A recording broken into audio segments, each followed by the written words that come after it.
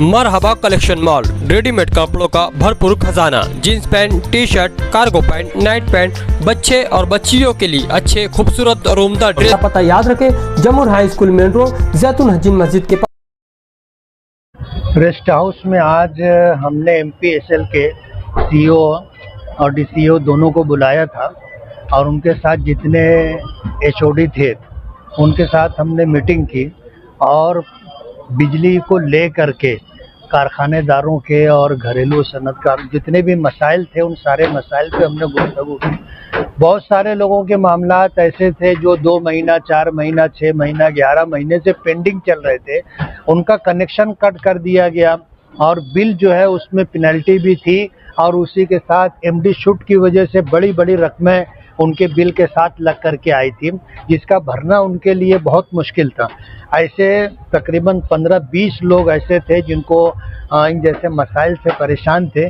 उन सबको हमने बुलाया था, CEO और DCO के साथ बैठ करके हमने मीटिंग की और ये हुआ कि जल्द से जल्द इनके मामलों का निपटारा करना चाहिए और जो छोटे छोटे विषय थे उस पर भी हम लोगों ने बातचीत की है।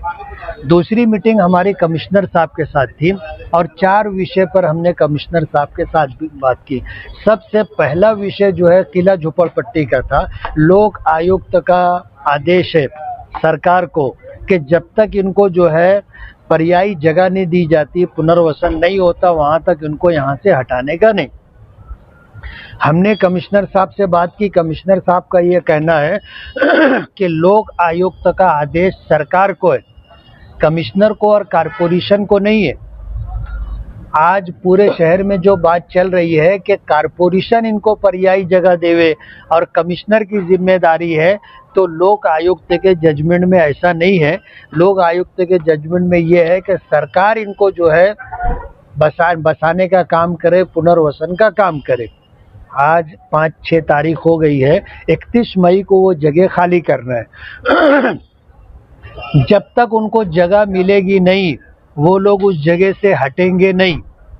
कलेक्टर ऑफिस पर किला झोपड़पट्टी के लोग गए हैं, लोक आयुक्त के जजमेंट के साथ उनको जो भी लेटर देना है देंगे।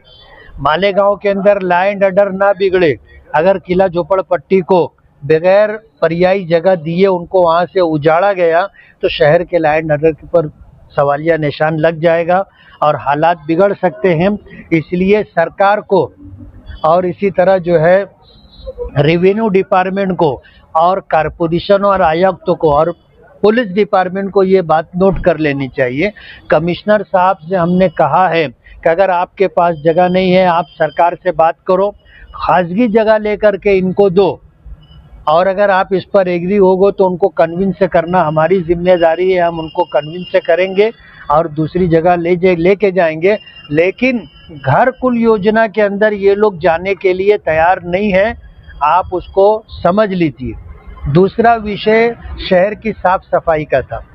पूरी गटरों का साफ करना कारपोरेशन की जिम्मेदारी है, कचरा उठाना एक प्राइवेट एजेंसी की जिम्मेदारी है।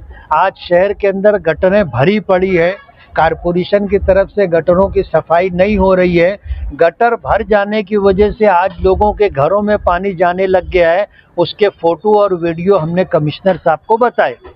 कारपोरेशन की तरफ से पूरे शहर में बारिश आने से पहले नाले हैं, गटरें हैं, साफ करके देना, तल तक साफ करके देना कारपोरेशन की जिम्मेदारी है और कारपोरेशन को करना चाहिए। दूसरा ये विषय था। तीसरा विषय ये था कि रमज़ानुल मुबारक से पहले पूरे शहर के अंदर पानी जिस तरह 2 दिन नागे से आता था, इस तरह रमज़ान आने की वजह से रोज़े और इफ्तारी और सहरी के पेश नज़र कुछ टाइम टेबल चेंज किया गया था। रमज़ान जाने के बाद जो रमज़ान से पहले का शेड्यूल था, जो प्रोग्राम था, वो प्रोग्राम वापस आना चाहिए, अभी तक हुआ नहीं है। आप ये समझ लीजिए कि सरदार नगर है, खैराबाद है, पवारवाड़ी है, फार्मेसी है, इन तमाम ऐसी जगहों पर कुछ पक्के इलाकों के अंदर पानी 2 दिन नागे से आता नहीं है, 3-3 दिन नागा हो जा रहा है। पानी की बेपनाह तकलीफ है, गर्मी शबाब पर है। इसलिए लोगों को टाइम से पानी मिलना चाहिए। दूसरी शिकायत ये है कि पानी का जो टाइम है कि 40-45 मिनट नल आना चाहिए, 15 से 20 मिनट मुश्किल से नल आता है, और उसमें भी पहले कुछ मिनट ऐसे होते हैं जिसमें गंदा पानी आता है, जो इस्तेमाल के काबिल नहीं रहता, उसको बहाना पड़ता है, फेंकना पड़ता है। इसलिए जो है इस तरफ हमने कमिश्नर को मुतवज्जे किया कि पानी के नल का जो टाइम टेबल है वो दुरुस्त होना चाहिए।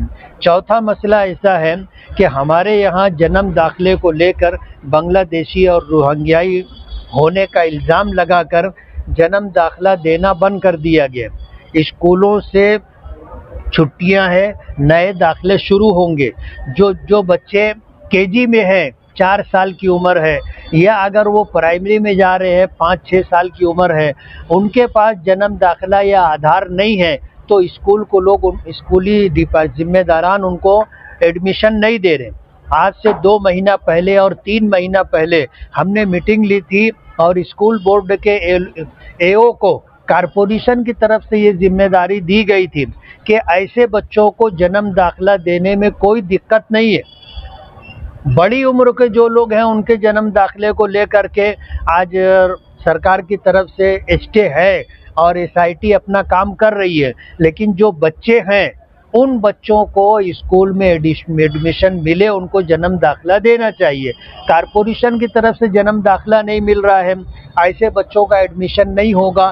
तो हमने जो है स्कूल बोर्ड के एओ से और कमिश्नर से ये बात की थी कि कमिश्नर की आदेश से कारपोरेशन की तरफ से तमाम स्कूलों को, चाहे वो कारपोरेशन की स्कूलें हों या प्राइवेट स्कूलें हों, सबको ये नोटिस जाना चाहिए कि इन बच्चों को आप एडमिशन दो, ये अपना जन्म दाखिला, आधार कार्ड वगैरह आपको 6 महीने में ला करके दे देंगे।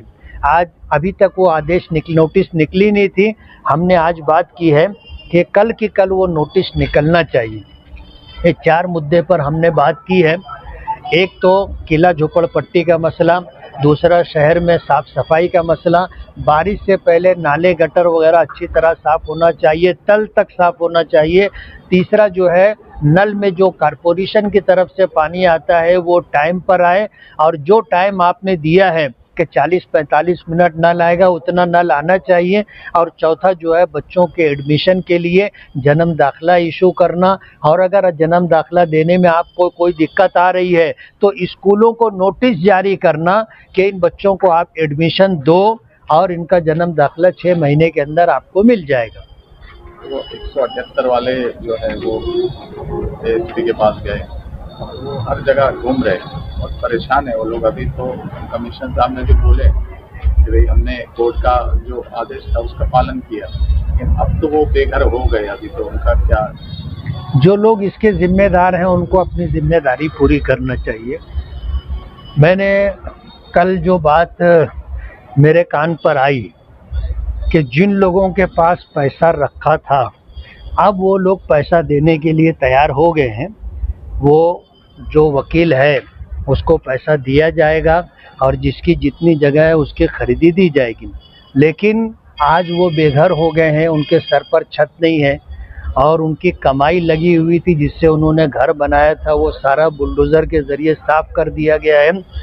जिन लोगों ने जिम्मेदारी ली थी कि तुम बचे रहो, कोई झोपड़पट्टी उखड़ी नहीं है और तुम्हारी भी उखड़ेगी नहीं, तुम ताकत के साथ वहाँ डटे रहो, वो बेचारे लगे थे, लेकिन उनको तो बेघर कर दिया गया।